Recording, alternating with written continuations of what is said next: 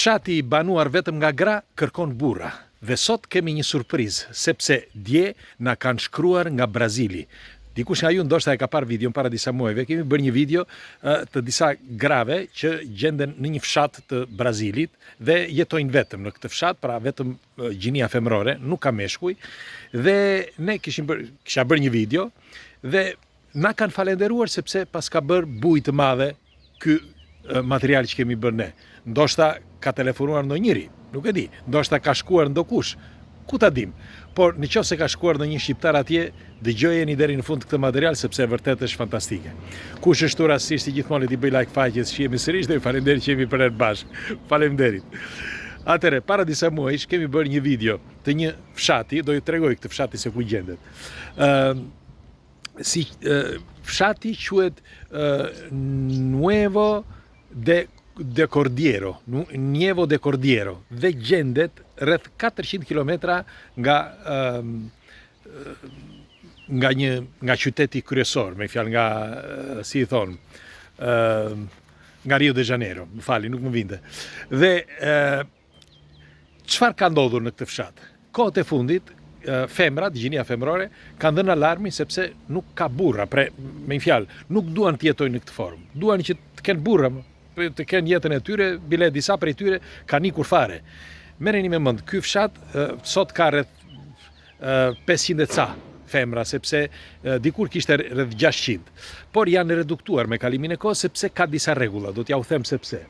Atëre, fshati filloi, nuk ishte fshat, nuk ishte asgjë, ishte thjesht një kodër, kështu dhe kaq.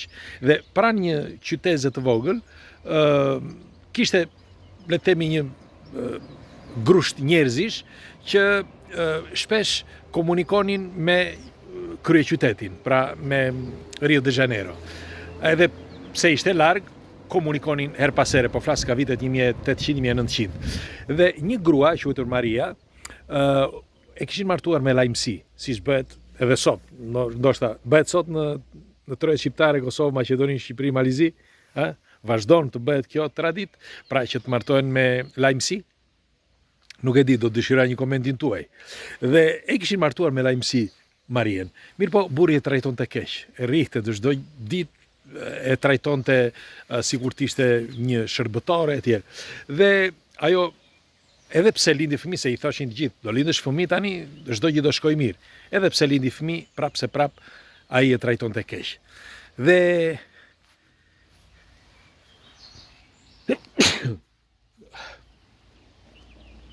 Yes, më falni.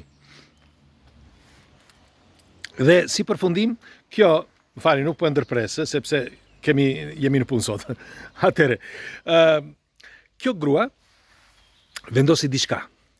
Iku që mos ta gjente më I shoqi. Iku në mal, rreth 400 km pra nga qyteti ku jetonte. Dhe vajti në këtë qytezën e vogël ku ju thash, dhe u tha atyre që u thash ka një grusht, ishte një grusht njerëzish atje, ju tha, në qoftë se më ndihmoni, dua një cop tokë vetëm të ri këtu. I thanë ata ri atje s'ka asnjëri, ri ku të duash. Dhe filloi që të jetonte atje vetëm, mes të pyjeve, si mund të quhet. Nuk është se mes pyjeve, por okay, është në periferi. Dhe filloi që të punonte tokën së bashku me fëmijët e saj, fillon të punonte tokën, të vadiste, të prashiste, bënte fruta,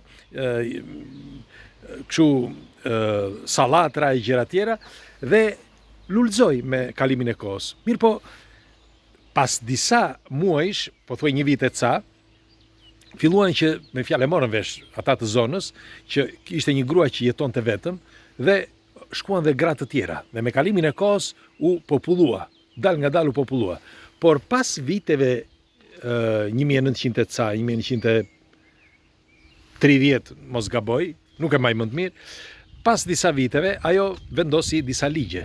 Për shembull, gratë mund të rinë në këtë fshat, por nuk mund të martohen, sepse nëse do martohen, janë të detyruara që të largohen, pra nuk mund të qëndrojnë në fshat dhe të rri një mashkull në këtë fshat. Duhet të jenë vetëm femra.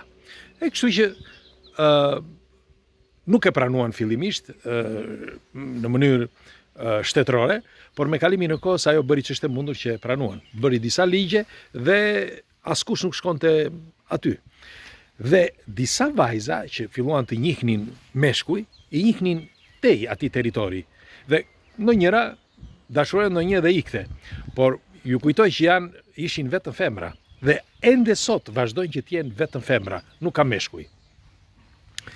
Tani, çfarë ka ndodhur? Kohët e fundit, disa nga këto vajza, këto gra duan burra. Duan burra sepse thonë, boll, kaq ishte. Vazhdojmë tani, të jetojmë, dhe disa prej tyre çfarë kanë bërë, sepse nuk ja u thash terën e kaluar, i gjoja burrat, sepse burrat nëse kanë marrëdhënie me to, mund të shkosh atje, si mashkull mund të shkosh, shikosh vendin, por të ikën pastaj. Por kur shkon, nëse shkon në një mashkull i bukur, për shembull, nuk e lën që të iki. Femrat i rri gjithmonë pas. Dhe ndaj thash, na falenderuan, po ndoshta mos ka qenë ndonjë shqiptar aty, sepse nëse ka qenë ndonjë shqiptar, mbajni mend që aty do ketë gjysma e këtyre brazilianeve. Do jenë shtatzane. Dhe po thosha, mund të rinë gjatë ditës, por jo në darkë meshkujt, dhe çfarë bëjmë pastaj? Pas darke, ikin. Me një fjalë, sa për mbarojnë të hanë darkën, ikin. Janë të detyruar të ikin. Dhe disa nga këto çfarë kanë bërë, me sa lexova, me një fjalë, bën një gjë sikur ikin meshkujt e u thoshin meshkujve ktheuni më vonë. Edhe rrini natën që të flinin aty. Mirë po, e kuptuan disa dhe është bërë një rëmujë e madhe tani, sepse disa duan të ikin, disa duan të rinë, etj. Dhe thash janë reduktuar tani, ka shkuar rreth 500, por me sa u informova, edhe shteti tani po i ndihmon sepse është bërë një nuk është më si dikur, nuk është më si dikur që ishte një vend referimi, që ishte vetëm për femra, por sot është bërë një, le të themi, si një organizat. Dhe, si ju thash, nga mbar bota, jo vetëm nga Brazili, kanë filluar që i ndihmojnë ekonomikisht. Dhe dëgjova që kanë një buxhet të madh, bile kanë formuar disa ligje të brendshme, të pranuara nga shteti tashmë, etj. Por ajo që më bëri më shumë përshtypje që tani kanë filluar dhe lindin edhe fëmijët. Me një fjalë, në momenti që kalon njëri e dashurojnë etj, ato mbeten shtatzan dhe mbajnë fëmijën. Por ka një gjë, para disa viteve meshkujt sa fillonin moshën 14, 13, 14 vjeç duhet të largoheshin. Pra merrnin edhe ajo si largoi dhe Maria, dhe ajo që e formoi këtë fshat të vogël. Dhe marrin këto koordinatat se ku do shkoj fëmia, gjithmonë tek njerëz që njohin, zakonisht brenda territorit të Brazilit, por ka patur raste edhe në disa vende të tjera. Bile pash një intervistë një djaloshi të vogël, tani është i madh, 21 vjeç, por pash një intervistë që tha ma bën jetën ferr, tha atje, sepse tha deri në moshën 13-14 vjeçta, atje tha, shikoni këtë, nuk më lini rehat vajzat. Edhe gratë, thoshte, nuk më lini rehat. Merë me mend, në moshën i vogël, 10, 12 vjeç, 15 vjeç, deri 14 vjeç, ai ishte i detyruar të rinte. Ndoshta, nuk e di, sepse e tha me superlativa, ndoshta, nuk e di, por e detyronin ndoshta, nuk e di. Megjithatë ai tha, nuk mund të rria dot më atje, tha, sepse është nuk mund të rish dot, e pa mundur që të rishin atë fshata që se je mashkull, tha, dhe je i bukur. Fakt ky djalë King ky, dhe kishte shkuar në Venezuela ky djaloshi. E pash një intervistë të tij.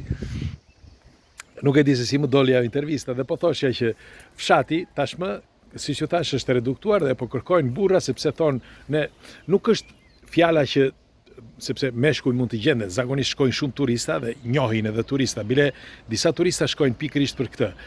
Por ato duan që të jetojnë aty së bashku me burra, pra brenda atyre shtëpive që kanë. Duan që të ketë më liberalizëm dhe të jetojnë brenda, që të krijojnë familje. Mirë po vazhdon akoma tradita që të mos mbajnë meshkuj aty brenda. Tani, ja u thash sepse e para një që me që se na kanë falenderuar, ndoshta vetëm që më kishin ngatruar emrin, në Ardin. Dhe po thosha, tani mirë që më kanë falenderuar, po unë thash që mos nëse ka shkuar ndonjë shqiptar aty, fal videove që kemi bërë, unë do ta falenderoja unë nëse do më thot, me fjalë do më shkruaj në privat që ka shkuar dhe çfarë ka ndodhur. Do t'i lutesha. Nuk do bëj emra, nuk do them asgjë, por mjaft ta di që nëse ka shkuar fal këtyre videove që bëjmë ne këtu. Dhe ju të tjerët, nëse ka vullnetar, vazhdoni, sepse atje janë, ju presi me duar hapur, me krah hapur do thoshja. Dhe janë vajza të bukura, brazilianët janë vajza të bukura, por kush është beqar, ky është momenti i dur. Kështu që kalofshi një ditë të bukur dhe shpresoj me fjalë që të jeni të lumtur nëse jetoni atje. Pres nëse vërtet keni qenë, ka qenë ndonjëri ose nëse dikush ka ndërmend të shkojë. Nuevo de Cordiero quhet fshati dhe gjendet në periferi të Rio de Janeiro, 400 km nga Rio de Janeiro. Kështu që unë ja u thash dhe shpresoj që kur të vi nga ato anë, nëse do shkoni, të paktën një gjë duam, vetëm një tequila me juve dhe të shijoj atë, sepse është një kodër e bukur atje, të shijoj atë peizazhin që gjendet në atë fshat dhe përreth. Okej? Hajde, kalofshi bukur.